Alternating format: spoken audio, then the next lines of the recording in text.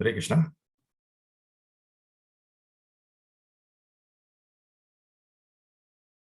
Dasya Jnananjana Shalakaya Chakshurunmilitam Yena Tasmai Shri Gurave Namaha. Yes, Prabhu, you can show the screen, the next prayer screen.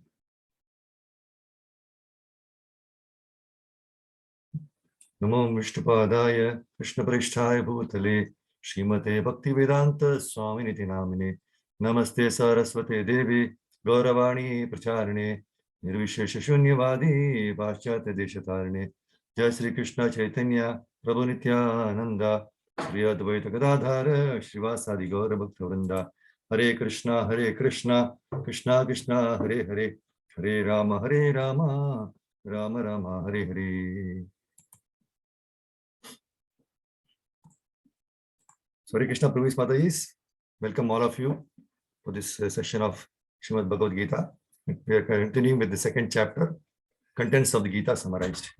Today's verse is 2.21. Veda vinashinam nityam yenam ajam avyayam katam sapurusha partha kam ghatayati hantikam. O Partha, how can a person who knows that the soul is indestructible, eternal, unborn, and immutable kill anyone or cause anyone to kill? So almost every day we have been listening with regard to the soul, no? It's always said we are not this body, we are spirit, souls. See, Bhagavad Gita, especially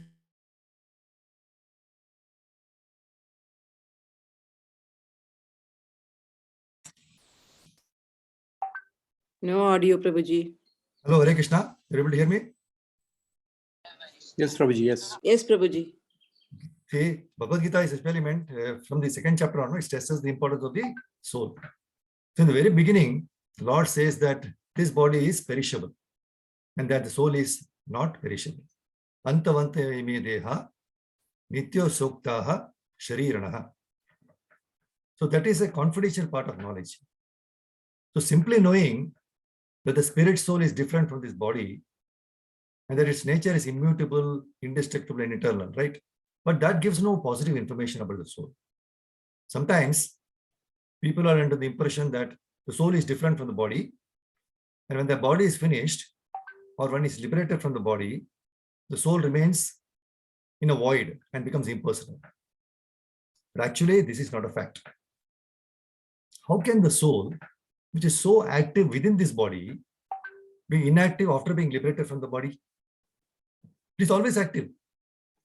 If it is eternal, then it is eternally active.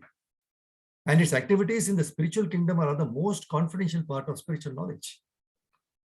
So these activities of the spirit soul are the indication as they are the king of all knowledge. It's, Raja Vidya, most confidential part of all knowledge. See, in the purport, in the beginning, Prabhupada says, everything has its proper utility. And a man who is situated in complete knowledge knows how and where to apply a thing for its proper utility. See, Kama, Krodha and all, these are the bad habits, right? Kama means lust. Krodha means anger. So we say everything is coming from God, right? So if they are also coming from God, then how can we neglect it? How can we reject it? And Prabhupada says there is no need of rejecting. You cannot reject. That is not possible. As you are a living being, there must be Kama, Krodha, Lobha, Moha, Matsarya. You cannot reject it. And you cannot make it zero. That is impersonalism. But it has its proper use. That you have to know. Unless you know the proper use of everything, proper use means it must be used for Krishna. Then it is proper. Otherwise, it is misused. See, there is no such thing as bad. Everything is good when it is used for Krishna. And that is the difference between material and spiritual. Now, for example, nowadays we are recording. For example, a tape recorder was there. we are recording. So Prabhupada says in one of the lectures, you stop recording cinema songs, record Krishna Katha, Kirtan and all, and discussion of Krishna. That is utilization properly. So everything has got utility. When it is used for Krishna, that is proper utility. And when it is used for other purpose, that is Maya. Just read out the purport. It's very useful to understand. Where he says, no, similarly, violence has its utility. And how to apply violence rests with the person in knowledge. Although the justice of the peace awards capital punishment to a person condemned for murder, the justice of peace cannot be blamed because he orders violence to another person according to the codes of justice. In Manu Samhita, the law book for mankind, it is supported that a murderer should be condemned to death so that in his next life, he will not have to suffer for the great sin he has committed. So therefore, no, the king's punishment of hanging a murderer is actually beneficial. Similarly, when Krishna orders fighting, it must be concluded that violence is for supreme justice. And thus Arjuna should follow the instruction, knowing well that such violence committed in the act of fighting for Krishna is not violence at all, because at any rate, the man or rather the soul cannot be killed. So for the administration of justice, so-called violence is permitted. And Prabhupada further says, a surgical operation is not meant to kill the patient, but to cure him. Therefore, the fighting to be executed by Arjuna at the instruction of Krishna is with full knowledge. So there is no possibility of sinful reaction. See, just like under the order of a high court judge, one body is being executed. So that is not violence. Justice of higher order is not meant for committing violence. It is justice. So similarly, when under the direction of the Supreme Justice, Krishna, anything is done, apparently, although it appears violence, it is not violence. It is justice. And this is to be understood. See, everyone in this world is looking out for peace. Be they managers of corporate companies, businessmen, students, householders, politicians, irrespective of occupation or age, people are in search of peace. And in order to establish peace amongst all nations, United Nations were formed, UN, right? But were they able to stop or control the terrorist activities, nuclear tests, war among nations? No. So all these organizations, they cannot attain or establish real peace because they are led by people who are limited, dishonest, and imperfect. In Bhagavad Gita, Krishna is providing us the peace formula. And the methods to attain peace, he has given in so many instructive verses. Peace begins when the ideas like I, aham, and mine, mama, start vanishing. We falsely think that I am the controller and falsely claim whatever we have provided in this lifetime as mine. And due to this, we become anxious for not losing the possessions and become morose when things go out of our control. See, reality is Isha Vasyam Idam Sarvam. Krishna is supreme controller. In Bhagavad Gita verse 5.29, Krishna very nicely says, this is the peace formula verse 5.29. Bhoktaram yajna tapasam sarvaloka maheshwaram suhridam sarvabhutanam nyatva mam shantim rachati. A person in full consciousness of me, knowing me to the ultimate beneficiary of all sacrifices and austerities, the supreme lord of all planets and demigods, and the benefactor and well-wisher of all living entities, attains peace from the pangs of material miseries. See, everything is a gift from Krishna. The house we stay, people we are blessed with, parents, spouse, children, friends, relatives, the job we work, the food we eat, the health we possess, every day and every moment in our life, everything is Krishna's mercy on us. Just like how it's inappropriate and illegal for us to enter and misuse another person's property in this world. We should also understand it is incorrect to claim Krishna's gifts as mine and misuse them in this life. That's why in the purport of this verse, 2.21 Bhagavad Gita, Prabhupada very nicely mentions about how we should utilize these gifts. He says, everything has its proper utility. And a man who is situated in complete knowledge knows how and where to apply a thing for its proper utility. So when we start seeing everything as Krishna's, then we will become careful in using them properly. And we'll also be thankful to Krishna for blessing us with the same. Since it is Krishna's, he has the full right to withdraw the gifts also. Withdraw it from at his own sweet will, he will withdraw it. Because it is his, right? So when we understand this, there is no room for anxiety about possessing or losing them.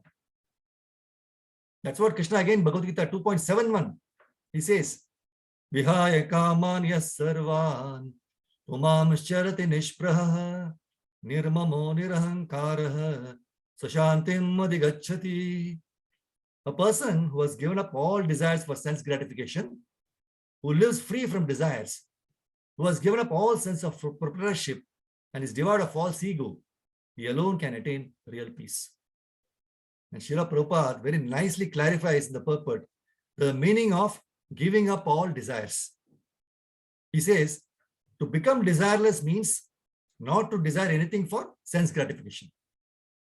In other words, desire for becoming Krishna conscious is actually desirelessness. What a wonderful statement it was here. See, Arjuna understood that Krishna was reassuring him that his beloved relatives would not be the losers. He's telling them by killing their bodies, Arjuna would be free them from the pain and suffering brought on by their present karma. And they would then be given a new start in a better body, probably in higher planets. But Arjuna he was more worried about the celestial weapons he would be using. And he was fearing that they might somehow hurt even the soul. So Krishna answered that doubt. Krishna says there is no weapon, be it fire, wind or water, that can damage or cut the soul. The soul is unchangeable and it is impervious to all material effects. The soul is described in the Vedas as invisible, inconceivable and immutable. The body is only the outward dress of this indestructible soul. So Arjuna, he was a bit silent, and then even knowing Bhishma and Drona to be eternal souls, he was still grieving at the prospect of their death. Krishna had already instructed him that such distresses were unavoidable and had to be tolerated, but it would not be easy. So what Krishna had that in the battlefield only, he was smiling. He smiled affectionately, at his friend. He said, even if you believe the self to be the same as the body, you still have no reason to lament, oh mighty armed Haruna hero. The body is matter and the material objects are always being created and destroyed. So he says, what wise man laments for the inevitable changes to matter, which are all wrought by time, no? So whatever you believe, the effects of time cannot be checked. Death follows birth, birth follows death in due course. Simply perform your duty without lamentation. For you cannot change the course of a time, which is ultimately the cause of everyone's death. So Arjuna, he reflected on the words of Krishna. It was difficult to comprehend the soul's existence. Even we are still, when Arjuna himself was having this doubt, we are still doubtful. So this was made clear by Krishna, but its natural nature still remained a mystery for him. So immediately, without pausing, Krishna concluded his instruction about the soul. He said, those who know the soul consider him amazing. He is described in the Vedas as amazing. Even persons who have heard all the descriptions of the soul still fail to understand him at all. Nevertheless, O descendant of Bharata, he cannot be slain at any time. Therefore, give up your useless grief for your relatives and stand up and fight. So proper utilization of Krishna's gift will give us peace of mind. Whereas misuse of the same will lead to moroseness and anxiety. So all we need to do is to redirect our desires and utilizing Krishna's gifts in serving him and following his instructions. By so doing, you will definitely experience peace of mind even when you are staying in this miserable world. Stop here. Gandhara Srimad Bhagavad Gita ki Jai Shri Prabhupada. Thank you, Mataji. Hare Krishna. Thank you, Prabhuji. Like usual, cannot miss your class. Hare Krishna. Hare Krishna, Prabhuji. Hare Thank you, Krishna, Prabhuji.